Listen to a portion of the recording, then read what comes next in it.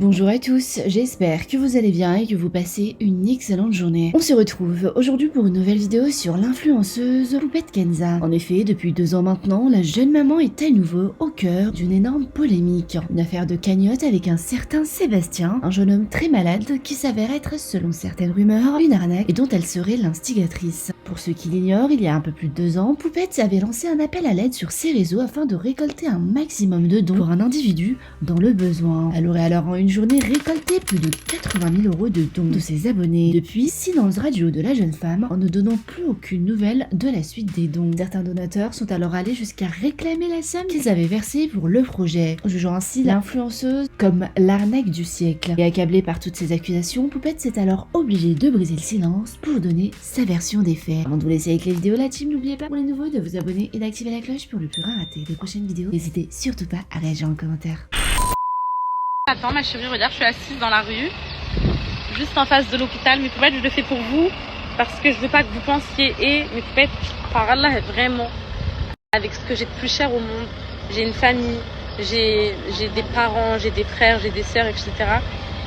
Je sais ce que c'est de se faire voler, parce que je me suis déjà fait voler et tout. Jamais de ma vie je pourrais vous voler 1 euro. Même les placements de produits que je présente, si un jour, imaginons, même ça arrivera jamais, tellement les marques avec qui je travaille, ça fait des 3 ans, je connais tout d'eux et tout. Si un jour il y a un truc, je m'engage moi à rembourser tout le monde. Il n'y a pas de... Je peux pas voler. Allah il te reprend tout, sinon Dieu il te reprend tout. Donc voilà, on va mettre ça au clair et au moins on va me lâcher avec ça et on va arrêter de parler de ça.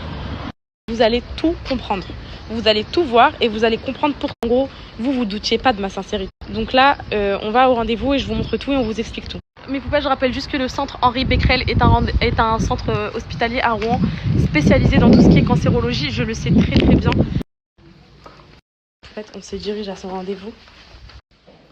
Ce poids, on est très bien. Attendez, donc là on est sur son téléphone. Il y a l'application Société Générale. Il va cliquer. Et on ne peut pas trafiquer ça, vous avez vu ou pas? Regardez. Le montant total de la cagnotte. Wallah al-adim, il n'a pas touché 1 euro en direct là. Pas une faute.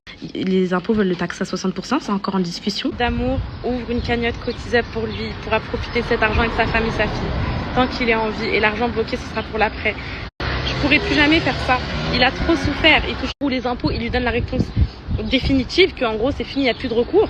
Et bah s'ils l'ont taxé, avec l'argent avec lequel ils l'ont taxé, enfin avec l'argent qui lui reste, on ira acheter peu importe quoi, et je t'accompagnerai Sébastien, et je vous montrerai tout, et je vous montrerai même le pantalon qu'il achète, s'il achète un pantalon, même si c'était pas du tout le cas, tu vois. Enfin, de base c'était pour acheter un bien, mais vu tout ce qu'ils prennent les impôts, bah ça va être compliqué. Je vous montrerai tout de A à Z, juste à cause de ça et parce que vous avez été tellement généreux envers. Voilà, je quitte Sébastien, je voulais m'excuser auprès de lui pour tout le mal que je lui ai causé en voulant l'aider malheureusement.